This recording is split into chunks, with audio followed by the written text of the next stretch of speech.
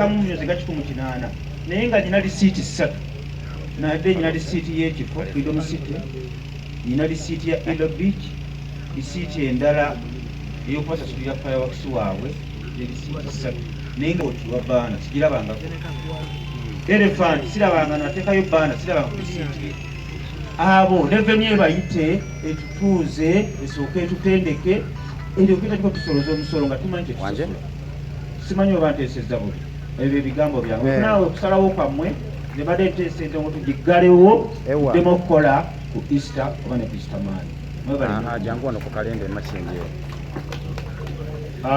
Pulezidenti mwongere ku bugalo omuntu asobodde okubateeseza tazo babategese kusinziira experience n'ekyo kyendabye mu field. Ekisookera ddala tusooka ne twebuuza bayimbi bangi bazze babayita nga ba promoters, kituufu ddala babategese babatutte somewhere okuyimba, naye kiviira ku ki ba promoters okudduka ng'omuyimbi oyo esente tebakoze eki tebazimuwadde. Kiba kitegeeza nti ekivulu kye bategese kisaze ne kitasobozesa promota okusasula ki omuyimbi. Katawo wenzijira nti ku gavumenti babeera n'enteekateeka eya budget gye bataddewo mu music industry, naye nze mbadde ndaba nti before okujja okusolooza omusolo mu ba promoters basobole okujja okukola investigations ku ground ti promota ateekamu kyenkanawa ate bw'aba akoze akola kyenkanawa. Nga nze nzize ntegeka nga nze ndi gospel music era nzize ntegeka ba gospels, naye ate ndi mukulembeze eyagala ate n'okuyambako n'abayimbi ba Sachula kusinziira embeera ze bayitamu. Naye nze kwe kusaba kwange eri gavumenti nga tebannaba kuteesa ekyomusolo bajje bayimirire wamu ne ba promoters. Facilitations ntono tebazirina. Ogenda okwekanga okutegeka stage yokka sente otadde mu mpitirivu, omuyimbi akusabye sente n'ovaayo walayi n'ekikumi nga tokoze eki tokifunye. Naye nze kwe kusaba kwange mudde yali gavumenti basobole bajje batuinvestingemu tufune facilitations ezitegeka tusobole okujjayo amagoba awo tusobole kwogere ku kyomusolo. Mayambala Joseph Major Gegange, CEO Major Events. Ensonga zange zigenda kuba bbiri. Ensonga esooka ya revenue, ensonga eyokubiri ya bbeeyi y'abayimbi. Kuba gwe mukisa gwefunye sijja kufuna mukisa gudde nayo kugenda gisa omulimu. Ensonga esooka ya Uganda Revenue Authority. Mukadde wange Balaam, muganda wange Adi Musa Kavuma ne bakulu bange mwenna bwe tuba tulina APNET ne NAP nga associations z'amaanyi mu ggwanga lino, kulwaki tufiiringa shy okuvaayo ne tukozesa negotiation power ne tunyonyola revenue amazima nti 18% gye mutusaba oluusi ejjanga ge magoba ge tufisiza ku kivulu tetusobola kutuula nga bapromota okwewolaawola buli kaseera. Ate nkubiriza nemwe abali mu gavumenti abatukulembera ababaka ba palamenti, mwenna ababaka ba palamenti abalala ba TVs ez'enjawulo, mukole programu ng'eyamba abano abantu ba wansi, mubabulire nti kakati twafulumiza miliyoni 10 za kola Salama Road nti naye tebaamukoze. Mukwate ba meya bano abamulyanyamu oba baani bano ab'Emakindi, lwaki kuwulira Salama Road zibeera ng'ekikuute, kiringa ng'ekikuute mazima nange nayita mu juzi. So kulwabawo omusolo tusaanidde okufuna ebituufu, naye lino ly'eddoboozi lyaffe lye tuyitamu kubanga ne palamenti yaffe bapromote, naye tojja kubanja nga tolina ky'osasula.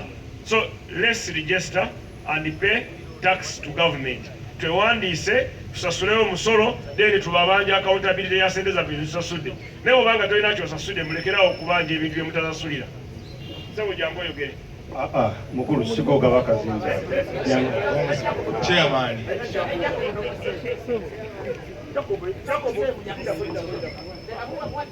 Jacobo nenyamiddwa nnyo kubanga mbadde nsuubira Jacobo okutusomesa nga meeya. Mbadde nsaba njagala yes azenga promoter naye gwe nga meeya wandibadde obuulira abantu bano obuzibu bwe mulina mu bitundu byammwe. Sebo mpuliriza. Anyway, Mwami Jacobo obuuziza sente ze basasula ziragawa. Gwe tolina budget mu district ye Wakiso mugundi yo mu kitundu kyo.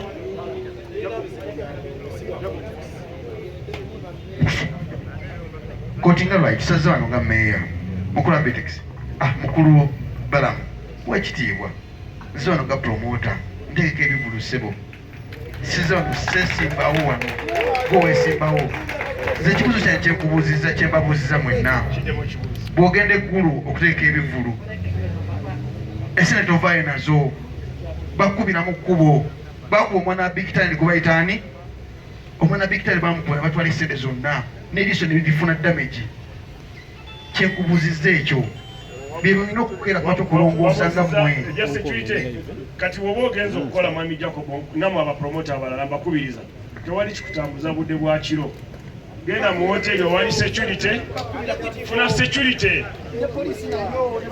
nenda kakyawo kati kibuuze kakati abapoliisi Balaam tulako abayi temumpamba mumpeeko olaba omuntu n'ayitirira naye nga totegedde byayiseemu bye boogedde byonna era kyebadde bagamba ngenda kwogera obugambo butono nnyo kubanga really babyogedde kakati baba nga tugenda kutukyajinga twetaaga oluganda oluyitirivu kubanga ebya URA ebisinga ngera mubiwulidde Balaam bw'abadde abyogedde mu luzungu twetaaga oluganda luli olukukutivu oba olunyankole oba olukiga oba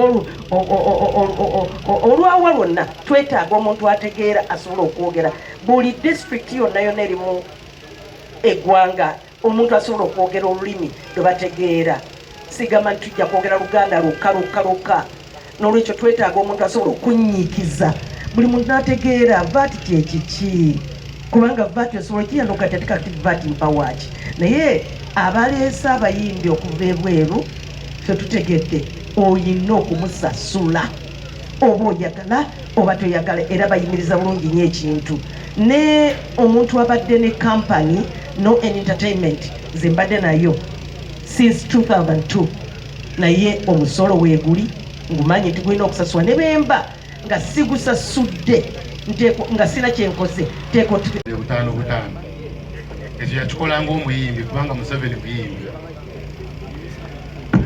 njagala okwogera ku saidi enda kwogera emirundi ebiri nga nze omuntu ne ku saidi y'abantu abaliko obulemu Pulezidenti Museveni yakwata $5 million n'akopasetinga abantu abafiira mu Freedom City tumwebaza nnyo tumwebaliza ddala naye waliwo abantu baffe abaana baffe actually be baayokya mu ssomero abaana bato naye Museveni teyavaayo kubayamba ng'omuntu ekyo kyatuluma nnyo nga ffe abantu abaliko obulemu